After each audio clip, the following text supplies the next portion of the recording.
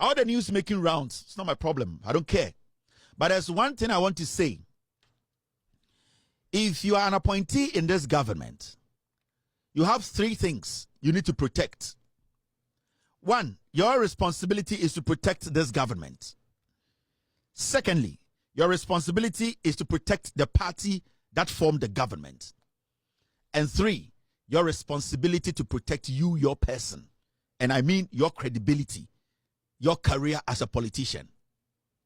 So if you're a politician and you are an appointee of John Mahama in this government, what you need to do is that, and so from the NDC, you need to understand, say, how you were looked at yesterday, today, you are not looked at the same way. And I'm trying to say, Sibiana whom in 2024, no, right now as I speak to you, and yes, I did whom. So maybe some of you have forgotten yourselves, or some of you maybe are overwhelmed with where you are now. What I can tell you is, you don't have to forget that you are not outside now.